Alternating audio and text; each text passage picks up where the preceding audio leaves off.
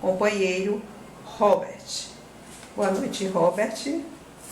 Boa noite. Boa noite, queridos ouvintes. É sempre uma alegria estar aqui com vocês, com Sônia, com Geisa, né?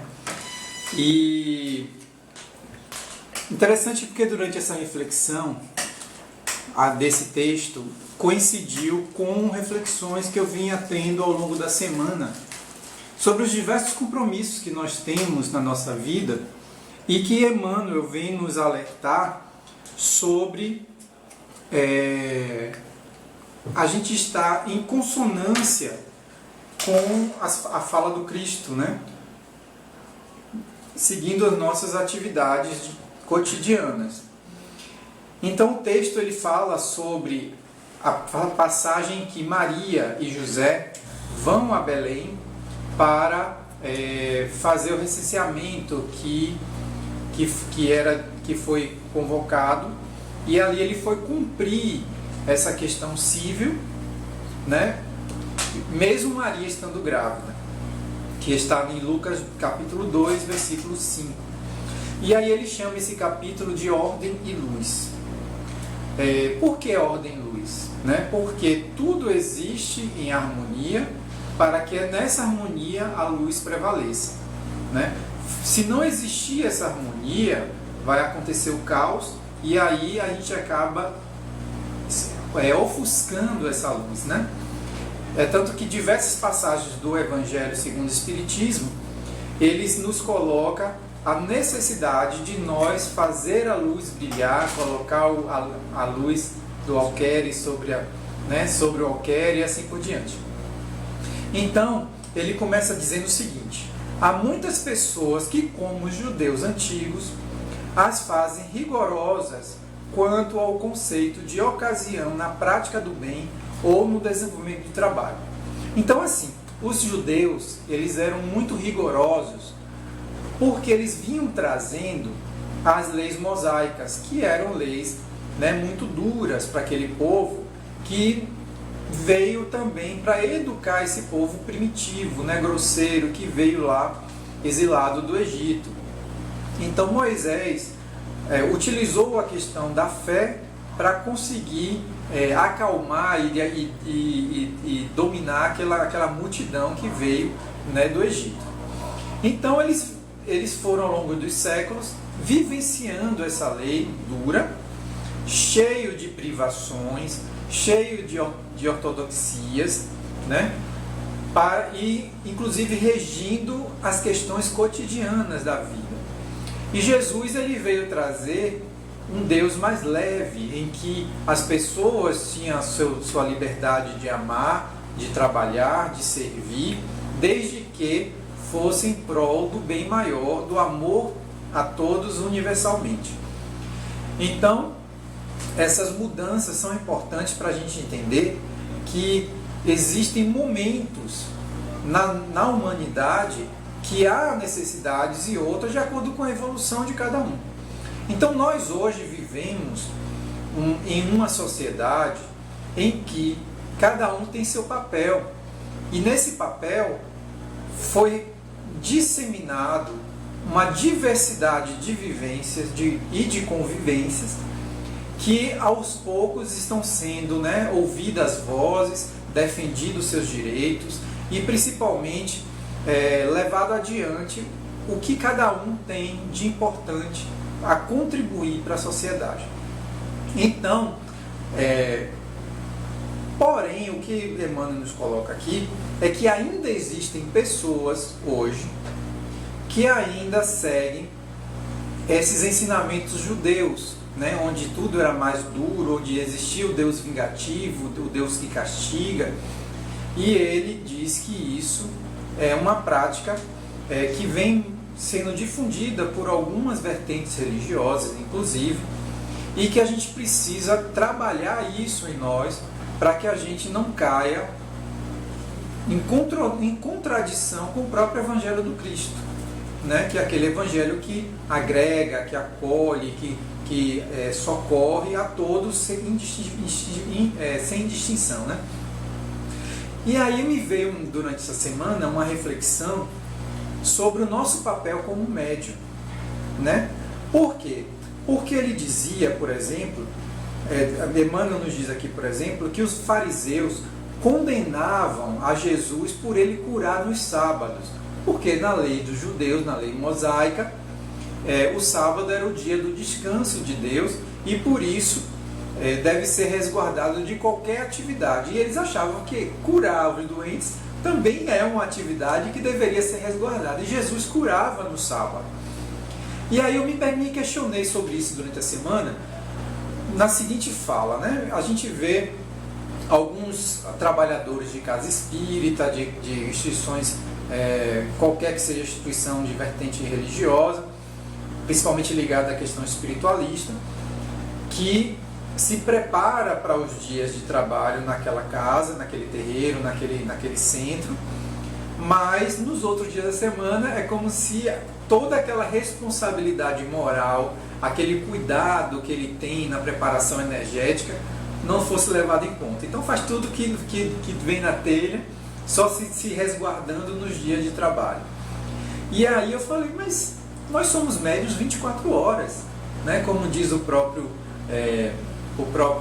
Kardec no Livro dos Espíritos, ele diz que nós somos influenciados pelos espíritos a todo instante. Então, se nós somos influenciados pelos espíritos a todo instante, nós também influenciamos a todo instante, seja pela nossa fala, pela nossa conduta, pela nossa questão do padrão energético que nós sintonizamos. Então, nós estamos interligados energeticamente uns com os outros, seja encarnados ou desencarnados. Então, se a gente tem essa consciência trazida por Kardec, que nós temos a nossa mediunidade, independente de ser do grau mais elevado ou não, então nós somos médios 24 horas. Então, se nós estamos em casa, nós estamos interagindo com a nossa família, estamos interagindo com os espíritos que estão no nosso lar. Se nós estamos no trabalho, da mesma forma, não é somente na casa espírita, no centro ou no terreiro de Umbanda, seja como for, no centro espiritualista, que nós estamos ali na interlocução com os espíritos. Não, nós estamos o tempo todo. Então essa busca da elevação moral é constante. E o chamamento também, porque muitas vezes a gente está em casa, de repente um amigo, um conhecido, uma pessoa que está necessitando, nos procura para que a gente faça uma consulência, uma assistência, no sentido de trazer uma palavra amiga, de trazer uma palavra de conforto. Então a gente não pode se fechar a isso, né? Independente de estar no dia de trabalho ou não. Em alguns casos, recomenda-se, principalmente se for ligados a trabalhos mediúnicos, recomenda-se que esses trabalhos sejam feitos dentro de uma casa espírita que tem toda a preparação e suporte espiritual. Mas você trazer uma palavra amiga, uma palavra de consolação, né? Trazer um esclarecimento frente aos princípios da doutrina, isso não vai lhe comprometer de modo algum, pelo contrário, vai lhe auxiliar na sua caminhada evolutiva, porque uma das coisas que eu trago para a minha vida como espírita é as oportunidades da gente discutir o próprio Livro dos Espíritos, o próprio Evangelho, porque nesse processo de autoaprendizado e aprendizado coletivo, a gente acaba também fixando ensinamentos, trazendo ideias de outras pessoas sobre aquelas vivências. Então, por que nós devemos sempre estar pensando, hoje é dia de centro, então hoje eu vou evitar, né, fazer isso, fazer aquilo, me chatear, mas nos outros dias eu vou pegar meu filho, que hoje eu não posso, mas amanhã, que eu não vou estar no centro, eu vou botar ele sentado e eu vou dizer isso. O que é isso? Então a gente tem que ser o mais firme possível na nossa conduta moral frente às nossas atividades, em função da nossa busca pela nossa elevação espiritual. Então, ele coloca essa questão dos fariseus, né, que criticavam a Jesus pelo fato dele curar aos sábados.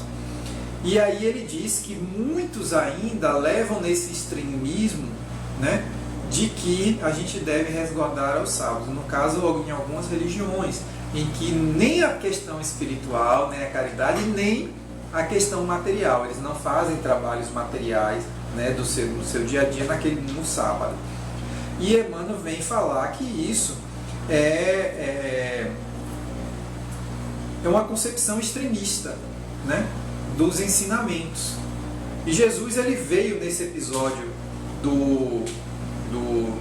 de curar aos sábados mostrar que não é bem assim. Porque nós somos cristãos, independente do dia, independente da hora. Nós estamos ali para servir a quem necessita, seja no trabalho espiritual, seja no trabalho material. Então nós temos que estar sempre com essa consciência. Por quê? Porque em outra passagem do próprio Evangelho, quando fala da lei do Livro dos Espíritos, quando fala da lei do trabalho, ele fala que é pelo trabalho, seja na caridade ou no trabalho material, é que nós evoluímos. Então aquele que se nega para o trabalho, que se nega para essa convivência de servir a sociedade, trazendo essa luz dos seus atributos, ele acaba adquirindo débitos para uma outra vivência, né? E aí vem vários relatos. Tem um livro que eu gosto muito de Chico Xavier, que é Jesus no Lar, que são vários textinhos, e ele coloca um texto falando sobre o sábio, que ele se isolou numa caverna e ali ele ficava sempre em oração. E no final as pessoas começavam a buscá-lo, né, pedindo esclarecimento, e ele queria que todos fizessem a mesma coisa que ele, que sempre fizesse a oração, que sempre doasse. E no final, quando ele desencarna, ele vai para um umbral, ao invés de ir para as esferas superiores. E ele se questiona, mas como se minha vida toda eu me dediquei à oração? Aí ele, mas você sacrificou a sua vida, você deixou de ser útil às pessoas fazendo aquilo que era necessário, você deixou de contribuir com a sua força produtiva para que as pessoas também beneficiassem disso. E pior, você assassinou essa vontade, esses sonhos das pessoas ao fazê-las se negar de também produzir, de também, né, de serem úteis, para poder ficar em oração, para poder ter a mesma conduta que você tinha. Então a gente tem que refletir muito sobre essa questão, porque nós, por menos que nós acreditamos ser, no sentido de trazer um exemplo para as outras pessoas, mas nós somos exemplos. Quantas vezes as pessoas veem a nossa dedicação à fé espírita, porque a fé espírita acaba também nos exigindo, né, que nós pelo menos tenhamos uma frequência de estudo, de trabalho junto a uma casa espírita. E aí nesse nosso compromisso diário as pessoas começam a observar e no mínimo falam, né, chega lá, ore por mim, né? Não acredita que eles têm capacidade de orar por eles, mas eles acham que a nossa fé tem uma ligação mais forte, não sei, mas sempre falam, ore por mim. E em outros casos eles reconhecem essa nossa mudança de atitude e muitas vezes vêm pedir uma opinião, pedir um esclarecimento, um entendimento sobre algo da vivência íntima, né? E às vezes vem contar intimidades para que a gente tenha, né, um discernimento, a trazer algo que possa auxiliar nas suas escolhas. Então é um cuidado que nós temos que ter, porque por mais que a gente faça no anonimato as nossas atividades, muitas vezes a nossa energia muda e essa energia é percebida pelas pessoas à nossa volta. As mudanças são sutis para nós, mas para os outros são muito fortes. Eu vi uma postagem certa feita no Facebook que eu achei muito interessante, falando o seguinte, era uma postagem mais ou menos assim: se as pessoas conhecessem o eu que não existem mais, né, do passado, quantas pessoas conhecem um eu, uma versão minha que não existe mais? Por quê? Porque nós vamos nos reformando ao longo da nossa caminhada espírita. Então aquelas pessoas que perderam o convívio conosco no início da caminhada e hoje nós somos uma outra pessoa, não necessariamente uma pessoa santificada, elevada, mas com certeza diferente daquela pessoa de 10, 15, 20 anos atrás. Então nós vamos nos reformando em menor ou maior grau, a depender do esforço de cada um. Então, essas versões que nós vamos deixando lá, os nossos egos, os nossos estereótipos, vão ficando para trás e nós vamos ali construindo um novo eu, tentando vivenciar ao máximo essa vivência. E essa vivência não pode ser nos dias somente de trabalho na casa espírita, tem que ser todos os dias das nossas vidas. Então, então ele diz o seguinte: Emmanuel nos diz: nesse sentido, o Evangelho nos oferece uma lição salutar. José e Maria, dirigindo-se a Belém, obedecem à ordenação política de César, mas Jesus, vindo ao seu encontro, nas palhas da manjedoura, fora do ambiente doméstico, mostra que a claridade divina pode bafejar os trabalhos da criatura em qualquer parte. Porque Jesus poderia ter nascido na casa deles lá, né, em Jerusalém, e não numa manjedoura no meio dos animais em Belém. Mas ele quis mostrar que ele estava presente independente da situação e do lugar.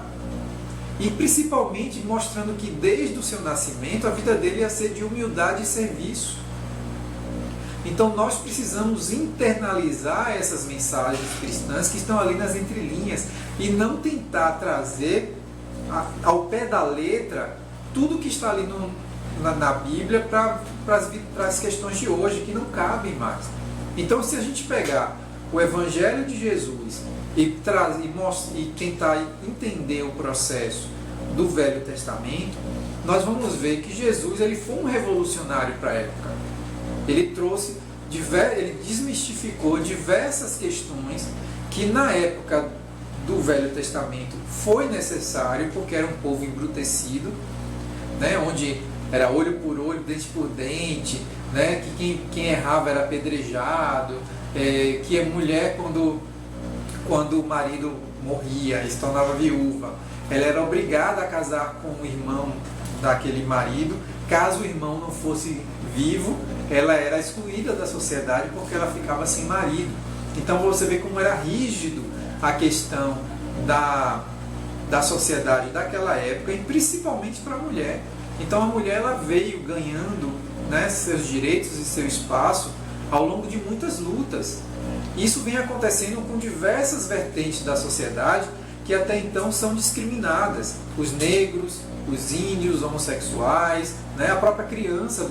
Eu lembro em conversas de roda de família que meu pai me contava que quando ele era criança, que quando o meu avô se reunia com os amigos, eles não podiam intervir, não podiam falar nada naquele momento, porque senão eles eram reprimidos, né? Eram castigados. Então eles tinham que ficar lá todos arrumadinhos, sentadinhos, sem falar nada.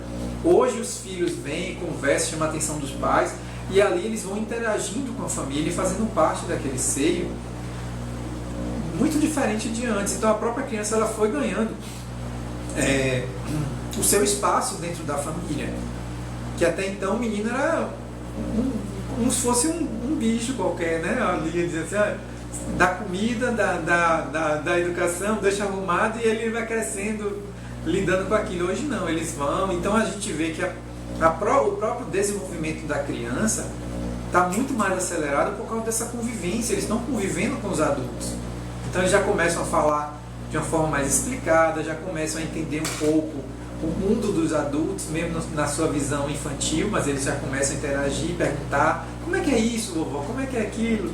Então, eles vão participando mais da vivência. Antes não, eles só viviam o mundinho deles ali, né? O mundo das crianças, brincando entre si. É tanto que o amadurecimento da criança era muito mais lento, né? A questão da vivência, a questão da experiência da vida, né? Das questões da vida, era muito mais lento. Então, tudo vai avançando. Então, se há esse avanço, por que a gente vai se prender a trazer as escrituras ao pé da letra e não vivenciá-la nos dias de hoje? E é isso que Emmanuel vem colocando aqui nas entrelinhas para que a gente reflita.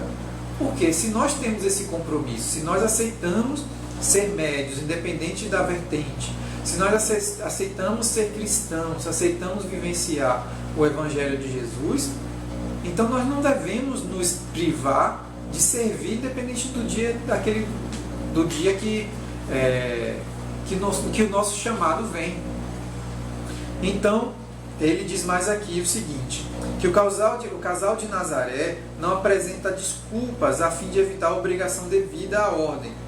Ou seja, se nem Maria, naquela condição de quase estar dando à luz, ela se desculpou opor a ponto de dizer assim, eu não vou cumprir isso porque eu estou perto. Não, então por que a gente vai dizer, porque sábado eu não posso, porque domingo é o dia do Senhor e eu não posso níveis para cumprir as nossas obrigações, sejam espirituais, sejam obrigações do nosso dia a dia, do nosso cotidiano, para que a gente possa progredir pela lei do trabalho. Então a lei do trabalho, ela, que está no Evangelho no livro dos Espíritos, ele vem trazendo essas questões da importância de um trabalho, seja moral ou físico, intelectual ou físico, para a evolução do nosso espírito. Porque a questão da moralidade e a questão da inteligência, eles vão, para o espírito, é importante progredir em harmonia. É tanto que em alguns casos, nós vimos no próprio relato de alguns textos espíritas, que há espíritos que em uma encarnação desenvolvem a parte intelectual, mas eles não desenvolvem a parte moral. E aí, numa outra encarnação, eles vêm com o compromisso de desenvolver a parte moral. Então, muitas vezes eles vêm num seio mais humilde, com dificuldades de educação, para que ele desenvolva a moral, para que numa próxima encarnação ele esteja com as duas situações, com as duas aptidões em harmonia, em equilíbrio. Porque nós devemos buscar esse equilíbrio, nem muito, nem pouco. Ali a gente vai trabalhando, trazendo então a nossa razão junto com a nossa emoção e o nosso direcionamento para as questões espirituais são importantes. Os próprios espíritos mentores aqui da Casa da Caridade, sempre que eles vêm trazer um relato, eles falam a nós médios e nós frequentadores da Casa da Caridade a necessidade de nós estudarmos. Não é só trabalhar nas atividades do dia a dia da Casa Espírita, mas que a gente também busque desenvolver o nosso intelecto. Por quê? Porque pelo nosso conhecimento é que vai facilitar os trabalhos junto aos mentores, vai facilitar o nosso senso crítico frente às mensagens dos Espíritos, para que a gente possa se afastar das fascinações que muitas vezes são trazidas por espíritos, zombeteiros e tudo mais. Então a gente só vai conseguir perceber essas armadilhas se a gente tiver o conhecimento necessário das obras de Kardec, dos textos que desenvolvem as questões do espiritismo, como de Chico Xavier, até o próprio Robson Pinheiro, Vanderlei Oliveira, tantos outros que vêm trazendo essa proposta de trazer para a nossa vivência diária os ensinamentos de Kardec. Então, ele finaliza o seguinte: daí inferimos que não se deve viver sem ordem em parte alguma, observando-se, porém, que esta nunca poderá excluir o bem, porque antes de tudo, quando respeitada, é o justo caminho por onde a luz se manifesta. E aí ele vem trazendo uma outra questão, ele vem trazendo essa necessidade de nós estarmos enquadrados frente ao nosso compromisso, seja material, seja espiritual, e sempre estar ali cumprindo esses compromissos, para que a gente se equilibre nesse processo e nessa ordem a gente possa também trazer a nossa luz. Porque se a gente nega ao trabalho da caridade, porque hoje eu não posso, porque hoje não é dia de centro, hoje é sábado, hoje é sábado, eu não posso. Aí vem aquela pessoa passando por um processo obsessivo grande, aí você fala assim, não vou lá não. Não vou não, porque eu só estou no centro na quinta-feira, na terça, então ela me procure na terça-feira. E aí a pessoa passa esses dias todos naquele processo de tormento, e você nenhum texto, nenhuma palavra, nenhuma atenção você direciona, porque não é seu dia de trabalho. Então onde está a sua caridade? Onde está o seu amor? Onde está a sua vivência crística que ele nos coloca nesse texto aqui? De você estar ali cumprindo as suas atribuições, independente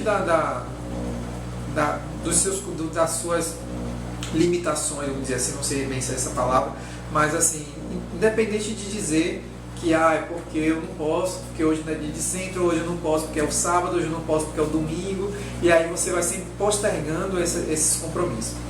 Então a gente tem que estar buscando essa harmonização do nosso servir com a nossa iluminação. Porque o próprio Kardec, o próprio Jesus diz que é pela caridade que nós encontraremos a salvação. Então a gente precisa buscar essas oportunidades de caridade. Então quando a gente se coloca a fazer a caridade, muitos questionam, dizendo assim, eu estou fazendo a caridade por aquela pessoa, mas aquela pessoa é uma pessoa ingrata, ela vai pegar ali, vai fazer isso, fazer aquilo. Não importa. Merecedora. Eu vou dar um pão a ela, mas ela vai jogar fora. Vai jogar fora. Antes de acontecer, a gente já está... Pois é, mas a questão não é o que o outro vai fazer com aquilo que você está doando, aquilo que seja material ou não. Mas sim a sua oportunidade de fazer o bem para alguém. Se a pessoa vai aceitar, se a pessoa vai descartar, se a pessoa vai pegar aquilo e comprar outra coisa, é uma responsabilidade dela. Você fez a sua parte. Então você tem que estar íntegro. Eu vou contar uma experiência que eu passei. Eu fui viajar para... Dá tempo de contar? Eu fui encontrar com meus irmãos em Ilhéus, com minha família de lá. E aí nós fomos buscar minha irmã no aeroporto. Aí nós paramos para comer um acarajé, ali na orla de Ilhéus. E aí veio um senhor, contou uma história tão emocionante, dizendo que ele era aposentado e que há muito tempo não comia um acarajé e que tinha muita vontade de comer um acarajé. E queria saber se alguém compraria um acarajé para ele. E aí as pessoas que estavam comigo falaram assim, não, eu não vou comprar não. Ele não vai fazer, não vai querer ter nada. Aí eu fui, comprei a ficha, a fila estava muito grande e eu já estava com o meu acarajé na mão, então eu falei assim, olha, toma aqui, vai pegar a fila e pegue seu acarajé. Pois ele pegou a ficha, quando chegou na vez dele, ele devolveu a ficha, pegou o dinheiro do acarajé e foi na barraca do lado e comprou um copo imenso de cachaça. E ali ele começou a beber. Nem se preocupou de dizer que eu estava sentado a poucos metros vendo ele fazer isso, né? Nem se preocupou, ele pegou, foi lá e pegou a cachaça dele. E aí o pessoal que estava na mesa comigo começou a tirar sarro de mim, né? Falando assim, aí ó, você deu e ele está ali bebendo o seu acarajé, está bebendo o seu dinheiro, você pagou para ele beber. Aí eu falei, mas não é isso, eu estou me sentindo em paz, porque eu segui o meu coração. Naquele momento eu fiquei tocado pelas palavras dele. Agora, se ele agiu de má fé e fez o que está fazendo, ali já é o compromisso dele. Mas a minha parte eu fiz e eu não me arrependo disso. Eu me arrependeria se ele fosse embora e eu não tivesse feito isso. Porque ia ficar na minha consciência aquilo no restante do dia ou até mais do que isso. Mas eu fiz a minha parte. Mas para vocês verem como são as coisas. Eu falando para eles, né? As coisas são tão descortinadas que ele nem foi para uma barraca mais distante, ele foi do lado para mostrar para mim, olha aqui que eu estou fazendo com o seu dinheiro aqui, ó, com a sua doação, no intuito de causar um constrangimento ou uma provocação para mim. Mas aquilo não me tocou dessa forma. Eu fiquei com muito mais pena dele, né? Porque realmente digno de pena. Ele fazer aquele discurso a ponto de começar a chorar, aquela coisa toda, e de repente tomar um copão de cachaça de 400, devia ter uns 400 ml de cachaça ali, ele ia sair dali ruim, né? E fora a questão espiritual que estava ali fazendo ele agir daquela forma, que estava ali bebendo junto com ele. Então são os compromissos de cada um, e o meu compromisso era ajudar. Então a gente trazer esse compromisso, independente do que o outro, é o que Emmanuel nos coloca aqui. Às vezes a gente está no ônibus e passa aqueles jovens pedindo dinheiro para instituições, não sei o que, o pessoal diz assim, é droga, não dê não que é droga. Poxa, aí a consciência da gente fica como e se não for para drogas? Pode ser até, mas o importante é a minha consciência de estar querendo ajudar uma instituição e não ajudar ele ao uso da droga. Porque ele está ali pedindo em favor de outras pessoas, inclusive. Mas se ele fizer, a consciência é dele. A minha está tranquila. Quando eu falei a questão de nós sermos médios 24 horas, remete no que você está falando aí. Eu estava num ônibus e um rapaz com 2 sacolas de viagem pedindo ajuda para comprar uma passagem para voltar para a cidade dele, que eu não lembro onde era agora. E aí ele falando num tom até baixo, que pouca gente estava dando atenção, gente mexendo no celular, outros conversando entre si e não estava ouvindo ele falar direito. E aí eu olhei no semblante dele e ele começou a esmurecer e ele começou a ficar reflexivo, olhando as pessoas com indiferença, né, para ele. Quando ele desceu, eu peguei o que eu tinha na carteira e dei a ele. E aí depois me veio aquilo assim, diga o que você tem a dizer aí. Aí eu peguei e falei assim, olha, independente das suas dificuldades, não perca a sua dignidade. Não vá por caminhos que lhe tirem a sua dignidade, porque de tudo nessa vida, o que é mais rico para nós é a nossa dignidade. E aí nesse momento ele começou a chorar, chorar, chorar. Foi aí que eu entendi, no desespero que ele estava, imagine que caminhos ele ia ter para poder conseguir esse dinheiro para voltar para onde ele estava querendo voltar. Então, quantos de nós, por negar essa caridade, nos comprometemos com as decisões negativas daquela pessoa? No desespero vai e rouba, no desespero vai e mata, no desespero vai e sacrifica algo de mais íntimo, de mais importante de sua vida para poder conseguir aquilo de alguma forma. Então a gente precisa despertar essa sintonia com a necessidade do outro, independente do dia, independente da hora, independente do momento, porque nós somos cristãos e isso faz parte de nós, está dentro de nós. Jesus disse que a semente está dentro de nós. E nós, por outro lado, somos espíritas e, quiçá, médiuns. Então nós estamos ali vivenciando as influências espirituais o tempo todo. E as oportunidades de caridade não aparecem muitas vezes não, são poucas. E se a gente não abraça, quem perde é a gente. São muitas, Robert. Nós é que não enxergamos. Isso, é isso que eu queria dizer. Até Você disse pelo muito nosso bem. dia a dia, até Nós não enxergamos. Pelas vivências que nós temos, nós não enxergamos o que está próximo a É gente. porque, na verdade, assim, nós nos dedicamos pouco ao outro, né? Tem pessoas que não são médios, que não são espíritas, que não são cristãos, às vezes são até ateus, mas vão dar comida, fazem campanhas e tudo mais, enquanto nós deixamos somente para aquele dia de trabalho ali na casa espírita. Ah, se a casa espírita não faz campanha de arrecadação de alimentos, eu não vou juntar alimento para dar, porque na casa não pede. Então só se movimenta quando a casa espírita se movimenta. Então a gente não precisa esperar a casa se movimentar. A gente contribui para casa e não para a pessoa que está precisando. Que está precisando. Então é isso que eu queria dizer a vocês, meus queridos. Eu espero que o entendimento fique aí na nossa reflexão. Muito obrigado a Sônia, a Geisa, obrigado a todos. E aí dá o like aí no vídeo, viu, gente? Se gostaram.